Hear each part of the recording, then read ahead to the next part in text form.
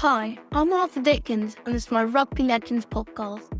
In each episode, I interview an amazing rugby player or coach to get their insight and advice from young rugby players just like me who are keen to learn and get better. In this episode, I'm very happy to be speaking with the man mountain that is the ex-Scotland second row, Jim Hamilton. Jim was a powerhouse lock who played most of his rugby career at Leicester Tigers, Gloucester and Saracens. At Saracens, he won both Premiership and European Champions Cup twice. Jim was capped 63 times by Scotland over a 10-year period and retired from all forms of rugby in 2017. Many of you know Jim from the Big Jim Show podcast and as a co-presenter of the world's #1 rugby podcast, the Rugby Pod. I hope you find Jim's knowledge and wisdom as helpful as I did. Enjoy.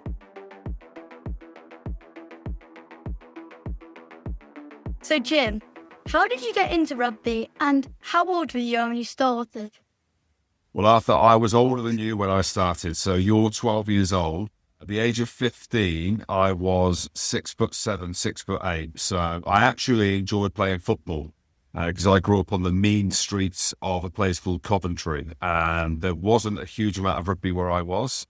But because I was so big, football wasn't for me. And there was a local rugby club called Barker Butts that has produced some of the great rugby players of years gone by. And I don't expect you to necessarily know them, but I'm sure that your mum and dad might. Leon Loy, Neil Back, Danny Brewcock. There was a guy called Tom Wood as well, who was my neighbour. So there was a really good rugby club up the road. And because I was so big, I got picked up to play there at about the age of 15 or 16.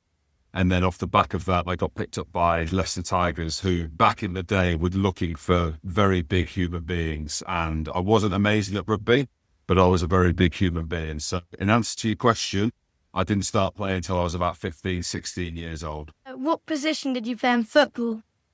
Oh, that's a good question. I was a centre midfield. I wanted to be an attacker. I was good at the corners and headed them in, but I was a central midfielder. Scored a goal once from the halfway line. I went to clear the ball. It went top right-hand corner. So that's my only positive when it comes to football. Do you support Coventry in football then? Do I? Now they're good at it. Yeah, I'm a bit of a Glory supporter. So Man United, I supported them when I was a little bit younger as well, when they were really good. And they had Ryan Giggs and Beckham and Paul Scholes and all of these legends playing. But yeah, I'd say I usually support Coventry. I support Rangers as well. In Scotland, my dad was a Rangers fan. Probably Man United, but not the minute because they're not very good. What skill did you have to work the hardest on? Oh, there was a few skills, Arthur. I don't know if you saw me play back in the day, but there was a few skills that I needed to work hard on. One of the most difficult things, and I say this to my children as well, and to young kids who want to play, you have to be an incredible athlete to play rugby, especially now. And I was big, but I wasn't an incredible athlete. I didn't do a huge amount of athletic movement. I didn't obviously do gymnastics or karate or judo or sprint training when I was younger. And that's what you need to be. You need to be a great athlete. You need to be able to move well. So I constantly had to work on my speed. I wasn't the quickest. I was probably one of the slowest, if not the slowest player to have ever played for Scotland. So I'd have to work constantly on running and trying to run fast. And because I was 19, 20 stone, getting up off the floor and these things. So, yeah, I would say that the speed side of the game was something that I constantly had to be thinking about. That's very interesting. Thank you. Which players inspired you growing up and what was inspiring about them? Yeah, so there was a couple of players. So the shirt that you're wearing, Leicester Tigers, back in the day were one of the best teams in the world, if not the best club team in the world. And Martin Johnson was the captain. He was the captain of England. He was the captain of the Lions. And then he was my position. So he was a player that I looked up to, that I tried to mould my game on. So I'd say that definitely Martin Johnson. And then the other one would have been the late Doddy Weir as well. So I loved Doddy as a player. Way before everything came out about his illness, young Arthur, he was a brilliant man. And I didn't model just my game on him. I modelled my after career, my after game, what life was like after rugby on Doddy, because he had this great ability to make people laugh, to make people feel comfortable. And the fact that he was in my position playing for Scotland, wore the same number as me, was a British and Irish Lion as well, but the way that he conducted himself. So I would say the two would be Martin Johnson and the late Donny Weir. When did you know you're going to make it as a professional? I questioned that every time, every week, every day, because I wasn't destined to be a professional rugby player. It wasn't something that I aspired to be. It wasn't something that I thought was even possible, mate. But I think I knew, when you get your first contract, and I think when you play your first professional game, and you know that you can mix it with the best, and physically you can stand up to it.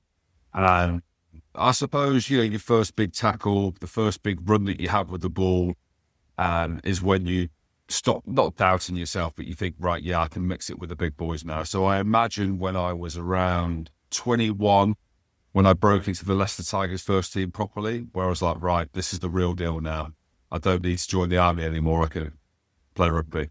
And who's your best mate on the Leicester Tigers team when you joined? Oh, my best mate. I had a few best, but we had a really good group of lads. Very, very lucky. So you had the older players like your Martin Johnsons and your Ben Kays. They would have been in the same era as Dave Flatman, who I know you've had on your show, but mine would have been a guy called Brett Deacon. He's the forwards coach at Leicester now. He was the best man at my wedding. My mate Slugger, Ravo, he played at Leicester, but more kind of played for Nottingham, which was the sister team to the Tigers. Harry Ellis played scrum half as well for Leicester. So there was a great group. Ollie Smith, who played in the centre. Yeah, so I could name 20 guys in that team who were my best mates. But for Scotland, my best mate was Kelly Brown. So Kelly Brown, if you don't know who he is, as soon as you look him up, you'll see massive set of eyebrows. Doesn't look like he's real, and his name's Kelly. And some people said it was a girl's name, but I quite enjoyed him. So he's my best mate still. And as you're talking about teams, what would you say makes a great team? Well, rugby's different to a lot of other teams, right? Because you have to be physical, but you need to be skillful. You need guys that can kick. What makes a great team? I know the answer to this. I don't want to go too deep on you, Arthur, but I was at Saracens and we won stuff when we were there. I was at Leicester when we won stuff without. I played for Scotland for 10 years and we didn't win a huge amount. What makes a great team is honesty. Being able to have honest conversations with your teammates, being able to have honest conversations with your coaches, and for them to be able to have honest conversations with you and to be able to say, you weren't good enough this week, or you've been able to go to the coach and say, Coach, I don't believe in the game plan that we're playing this week. I think this. And be able to feel comfortable to have that both ways. So I think a great teams are underpinned by honesty. You played in England under-19 and under-21 level, but Scotland as a senior. Can you tell us about that? Oh, yeah. Some might say I wasn't good enough to play for England, but I beg to differ.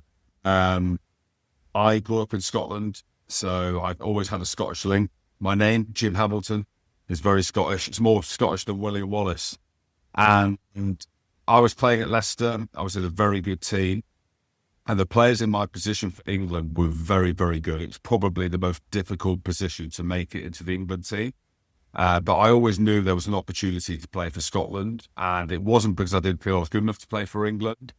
I was at the point in life where I fancied a little bit of a change. And Scotland came knocking. There was a World Cup around the corner in 2007. And my gut feeling, which is what I always say to go with, your gut feeling was to make a change and to open up a new opportunity in my life. I was very Leicester. I grew up in Coventry in the Midlands, and it was very kind of a close-knit group. But I felt like if I was going to take the next step and get to the next level, which is international, to play World Cups and try and become a British and Irish Lion, that I needed something different. So I made a decision at the age of 22 to play for Scotland. If you hadn't made it in rugby, what would you have done in your career? Well, I always wanted to join the army. So my dad was in the army. I grew up in the army. That's why I don't have a Scottish accent, because we travelled around a lot. I lived in Northern Ireland. I lived in Germany. We lived down south as well. All my friends joined the military as well. I was in the Air Cadets. I was in the Army Cadets when I was young. So I had a real interest in that. And yeah, I would have wanted to join the military, and I still have a close connection with a lot of people in the military. I'm glad I did it, because the life and the career that I had was really cool and special. But there's a part of me that, oh, what if? What would it have looked like? But it would have been in a difficult time because of the wars and stuff like that were around. So, there's a part of me that's glad that that didn't happen. Were there any rituals you had before a game? Yeah, I mean, towards the end of my career, because I had dodgy fingers, I had to strap my fingers up. So I would strap them in a certain way, was a little bit of a ritual. And then towards the end of my career, someone said to me, I remember a great captain came in, Jason White, who captained Scotland, probably one of the greatest players to play for Scotland, and said that the game will leave you so quickly. As quickly as it comes, it goes. Be in the moment. And I always listened to music before the game. And then after he said that, I didn't listen to music anymore. So I had a ritual of listening to music.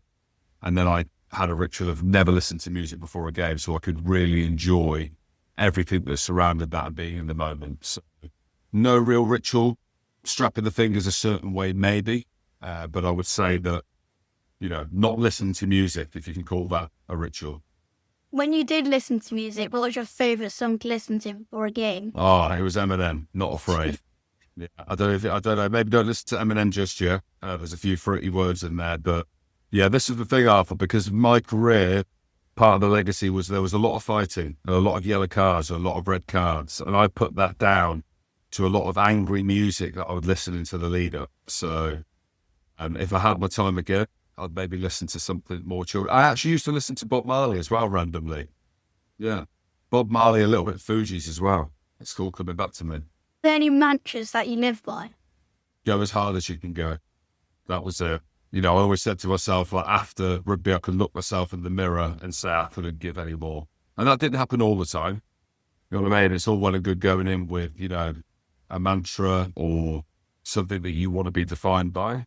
But I always said, go as hard as you can go, give it your very best. And if you can look yourself in the mirror, and every time I played for Scotland, Arthur, I can look myself in the mirror and say that I could not have given any more. Some of it wasn't great. A lot of the time, there'd be lots of things that you want to work on, but I could always look myself in the mirror and say, I gave absolutely everything. How did you react to other people's mistakes? Not like Owen Farrell by shouting at everyone, but maybe I should have. I had a little bit of empathy for people, really. We all make mistakes. At the highest level, obviously, it can become problematic to the team if you carry on making mistakes. I get that. It's frustrating. I understand that. But to other people's mistakes, I'd always be positive. I did have leadership qualities. I was captain and stuff of Gloucester. I was a senior in a lot of the teams that I was in, like in the leadership team. I don't think anyone reacts well to being shouted at or to be made fun of when that happens. So I always made sure that I put an arm around, next job, all of these things. But I hope I was a positive influence on people who made mistakes. What's the hardest part about playing second row? You're involved in a lot of things. So you're involved in the jumping, you're involved in the scrums, in the rucks, you have to tackle, you have to pass. So it's a position where you have to be very multi-skilled. But I'd say the hardest part of being in the second row would be being in the scrum. So you're in the middle of the scrum, behind the props, you're having to push, you're in a really awkward position, quite a stressful position as well. There's weight coming in up the front, there's weight coming up the back from the number 8 as well. And you're in a very low and comfortable position. So I'd say scrummaging was probably the hardest part. If you could have your rugby career all over again, what position would you choose to play? Centre. Why centre? I think it's cool. I think it's a cool position. I think with the centre, you get many touches of the ball. You have to probably be the best rugby player on the pitch because you have to be able to defend, you have to be able to carry, you have to be able to distribute, you have to be able to kick, you have to read the game. I just think it's a cool position. Like number 10, obviously, right, would be the easy one to say, like the best players or the highest profile players, Finn Russell, Owen Farrell, Dan Carter, whoever it is, the great Johnny Wilkinson, but I would say centre. Hey, what position do you play? I play fly half. There you go. And who's your favourite player? I really like Dan Bigger and Marcus Smith. Oh, do you? Okay, why do you like them? With Dan Dale, he's not throwing leads on the field, and he's captain as well. And Marcus Smith, I love his flair on the pitch. Every time he's on the ball, the crowd stands up. Yeah. So that's good, isn't it? Where you've got, and they are two very different players as well. So that's cool that you mentioned both of them. Like Dan, who we do the podcast with, obviously, he used to shout at his players, get him on and ask him that question, because he used to shout at all his teammates, but that's because he was a fierce competitor and had high standards. So, what's the best bit about being a second row? Yeah, that you're involved in a lot of the things that make the game tick. So line out, you're doing kind of skills that are very difficult. So line out, kick off. You know what I mean? Kickoffs are one of the hardest skills in rugby, but when you get that right, and I very rarely did, but when I did, my word, it looked good. You go up to the ball and you were, 100 foot up in the air doing a skill that is very difficult to do. You're involved in charge down, so if the scrum half's there, I used to love charging down the scrum halves. And you're also allowed, or you were allowed, are you still allowed? You saw that in the Lions when Will Skelton and Mara Itoje were grabbing each other. In the second row, you're allowed to do that. Do you know what I mean? Like, there's a bit, it's the second rows, they're allowed to do that. So I did enjoy that part of the game. What was the biggest challenge you faced as a rugby player? Biggest challenge were injuries, mate. And I say this to young kids, I say this to parents as well. When you play rugby, you're going to get injured, right? It's not a matter of like if, it's when, and it's how you deal with them injuries. Mentally, if you're out of contract, so if you get injured at the end of your contract and you're worried because it's professional sport, and sometimes it can be difficult. If you break your leg or you do a ligament or something, and it's your job. So it's not just a hobby, it's not just something that you love doing. So I'd say the injuries were difficult to deal with.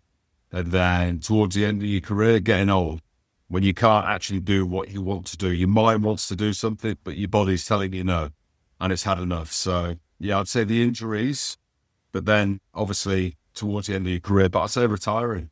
Mate, when you finish, that's the hardest part, because you don't get to do what you love and what you're known for, which is playing sport. As you talked about injuries, what was the worst injury that you ever had? Oh, Arthur, do you really want to know that? Yeah, there were a few. Broken legs. I broke my sternum, which was quite sore. I got handed off by Tanguy Thakinbaum, who played for London Irish. I was playing for Leicester, and he just hit me awkwardly, broke my sternum. I had to sleep upright for about 8 weeks, like with a pillow. I couldn't lie down straight. It still gives me issues today. I got a finger in the eye by my own player. Had to have my eyelid reconstructed. Had 18 stitches to do that. So, but you wear them as war wounds, as scars of stories. And each one tells that. But there's a beauty in that, not an injury, but that's part and parcel of the game. And that's why we play the game as well, because it's tough and not everyone can do it at the highest level. And there's a kind of romance in that as well. Do they make you look scary on the pitch when you have scars?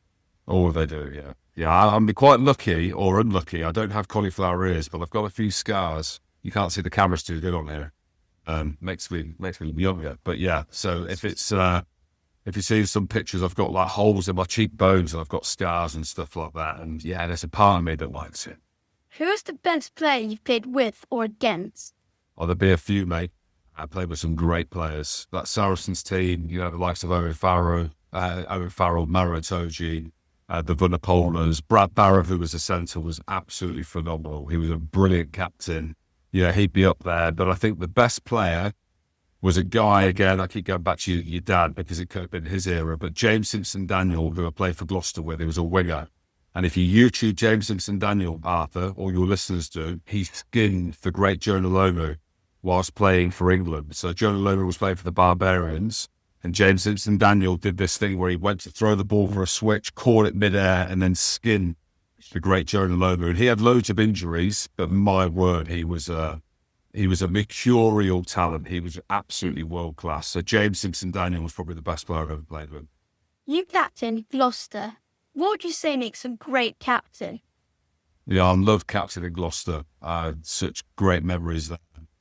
A team like Leicester, where the rugby's central to the city, probably more so in Gloucester because the football team isn't like Leicester. As a captain, it goes back to the great teams and being honest. I always feel like a great captain is someone that can deliver what they say. So I never went in there and said, "Oh, let's make sure that, our discipline is amazing. Let's not make sure that, we don't drop the ball or anything like that." I just wanted people to work incredibly hard and give everything that they had to the team. And I think that's what makes a great captain, is someone that says what they do. You played for 5 different clubs. How did you navigate being the new person in an established squad? Well, it's fairly easy in a rugby team because there's a brotherhood there. They're kind of your people, same kind of people, and you're going in there to make the team better. That's why you've been brought in. So, it takes a while, a few weeks to earn the respect, but you do that as soon as you get on the pitch. So you get on the pitch and play how you've been brought in to play, and then it's very quickly to integrate. But all the teams are very similar. You go into any team, it's a group of men that are all silly, that are all smelly, and they're out there to play one of the most wonderful games on the planet of rugby, and you're part of that. What was your favourite team you've ever played at? My favourite team would have been Leicester, the start of my career. They were so good, mate. They, we won premierships, we won Champions Cups. We had players in there that won the World Cup with England. We had icons of the game. And just the way that they went about business, mate. They were old school, they were gnarly. You had to earn your stripes, pun intended. You had to earn what it was to play for Leicester, and I really like that old school mentality. And if it wasn't for Leicester, mate, I wouldn't be where I am now, and I don't know where I would be. So they looked after me as a young man as well, so I can't speak highly enough of them. What wisdom do you have now that you wished you had when you started out in your career? I'd say the value of role models on young men, more so than ever. The value of having great coaches and great people around you. Life can be tough now navigating through, Arthur, especially as young men. With all of these things, rugby gives you a real foundations of life because there's a contact element, there's a team element, there's winning, there's losing. You get to travel the world. So I think the kind of foundations of that and the wisdom that you learn from your fellow players, but also the coaches, the importance of coach seeing something in you. It doesn't need to be every coach. Not every coach will like you, but the value in a teacher, a coach, a fitness coach, physio, and having that relationship for sure is something that I value, and that's why I'm here. Do you know what I mean? I got asked to come on here. I think it's important that I share some of these things with someone like you. And if you take something from me, or if you take something from Flats or anyone that you have on, that's wisdom. Right. And that is also sharing, and being part of that group of men. You get many of them people along the way that help you in your journey as growing into a young adult. Who's the best coach you had and why? Dean Richards, again, at Leicester. So Dean Richards was a man of the people. So he was an old school coach, but he treated you like a man. Some coaches will treat you as if like they're older and you're younger and quite headmaster. They're the teacher, you're the pupil.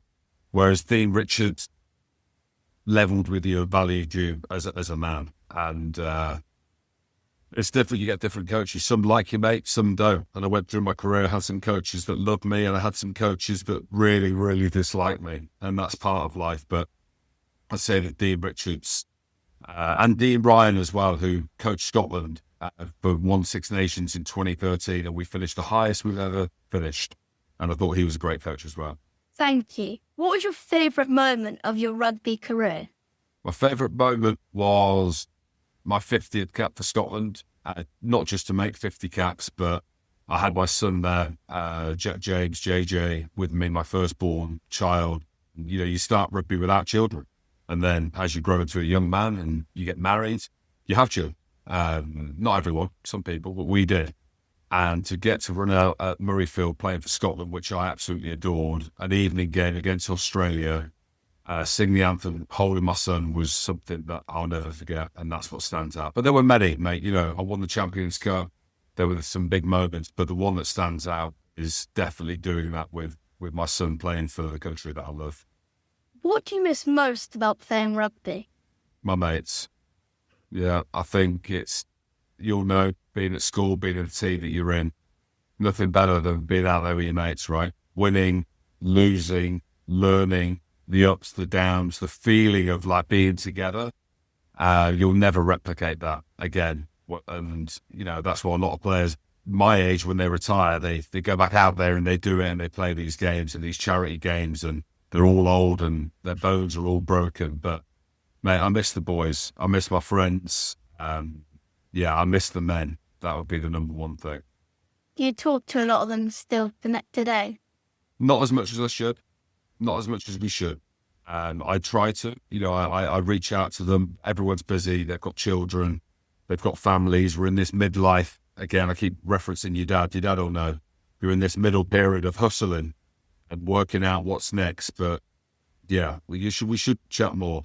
And Arthur, after this, maybe I will. I'll start reaching out to a few of the other ones. How did you go from a rugby player to a podcast presenter? I don't know, mate. I don't know what happened. You know what? It happened organically. It happened naturally. I wanted to do a podcast on rugby. I listened to podcasts before podcasts were even podcasts, mate. So I used to travel, listen to crime podcasts. I listened to Joe Rogan, who obviously is not the biggest podcast in the world. So I listened to when he was doing a UFC podcast and thought, oh, you know what?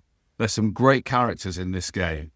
Some brilliant people that no one knows about. People just think, we're just idiots going around playing a sport that no one understands. And there's so many cool people and cool stories. So we started 10 years ago and we never knew what it would turn into. And it's turned into this, and inspiring people like you to do your own show and other people as well. So, yeah, it happened naturally, mate. And that's been the real beauty in what we've done.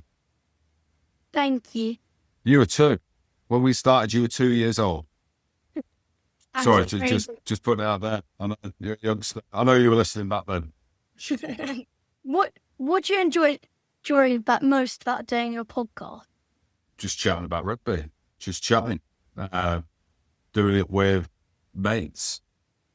And naturally, and chatting about the game that gave me so much and not thinking too much about it. I don't think too much about it. We turn up every week. It's a joy.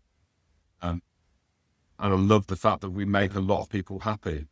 It was never meant to be a thing. So sometimes when you stop and think, like I have to now because you've asked me the question, it's just really cool. It's a cool thing to do. It's free. People can listen to podcasts for free. People will listen to this for free. And you get to meet some brilliant people along the way, which I have done with my own podcast and with the rugby one that I've done. And you'll know that when you go on your journey. Do you know what I mean? The fact that we can do this and then you'll publish it and for the world to listen to and the world to see for free. It's a really cool concept. Who would you say is your favourite player you've had on your podcast? Who's my favourite player we've had on? On the rugby pod, we've had many. So we've had loads and loads. So I could pick any from that. I think for me personally, I got to interview Peter Steptoe in Japan last year. So I went to a lovely place called Nagoya where he's playing. And it was off the back of the World Cup where South Africa won the World Cup. And he put in arguably one of the greatest performances that we've ever seen in a World Cup final. I think he made like 27 tackles. Let's call it 30 tackles. And I went to Nagoya. I went to Japan to interview a lot of players. Ardi Surveyor, Eddie Jones, Damon De-Allende, Brody Retallick. And I couldn't wait to meet Peter Steptoe. Not that he's a hero of mine, but he's an icon of the game. He's an incredible athlete. And it was one of them where don't meet your heroes and because they don't live up to what you want them to be or what they are. He was everything you hoped he'd be. Just a brilliant, warm human being and a fantastic player. So he's the one that kind of sticks out for me is Peter Steptoe. Thank you. And if it's okay, could I do a quick fire round? Oh, of course you can. Do whatever you want, mate. Sure. So what was your favourite match? Favourite match would have been against Ireland in Croke Park in 2010. They were on for a Grand Slam, but we beat them and I played and got man of the match. I might not have got man of the match, but Just for this, we say I did. And what was your favourite trophy? My favourite trophy was winning the A-League for Leicester with all my mates. And Matt Hampson is in a wheelchair now. He's a quadriplegic, but doing amazing things with the Matt Hampson Foundation. Matt Hampson was playing. I mentioned Harry was playing. So all them guys I mentioned at the start of the show, we won the A-League for Leicester. And I still remember like it was yesterday. It was brilliant. And what was your favourite try you've ever scored? No, I didn't score many. I did not score many, but I'm going to say there was a hat-trick against India. Back in the day, I scored 3 tries against India, which was iconic. So I'd say then, but also my 1 try for Scotland away in Argentina. We won the series down there. So my 1 try for Scotland was probably my favourite try. And what was your favourite meal before a game? Favourite meal, porridge, pasta, chicken, lots of carbs, mate. You shouldn't eat too many carbs when you get old. You're fine to eat them now, but I would say I used to love porridge and honey and peanut butter. Just, something that could fill you up. I used to love them. Thank you. And last question. Who of your rugby mates would you recommend to be on my podcast? And who else have you had on? Who's been your favourite so far? All of them, really. They've all been so good and brilliant. Tell me who do you want? Who do you want? Who'd be your dream guest? Doesn't matter what I think. Yeah. Probably Tia Kanisi, or I'd quite like Maritosia. There you go. Well, I'm sure we can make it happen, mate, because this podcast is going somewhere. So it's, I've had Tia Khaleesi on the show before. He's a brilliant, brilliant human being. He's a guy that has, it's called transcended the game. Like you talk about icons of sport. He's an icon of South Africa, and he's just a brilliant, brilliant human being. So I'm sure at some point you'll get to see it, Khaleesi. I just want to say thanks so much for taking your time to be on our podcast. I really appreciate it. Anytime. It's an honour for me to be on, Arthur. Thank you. And I love watching your podcast. They're brilliant on Spotify, TikTok, and Instagram. Thanks, mate. I appreciate the plug, there. The more listeners, the better. Thank you.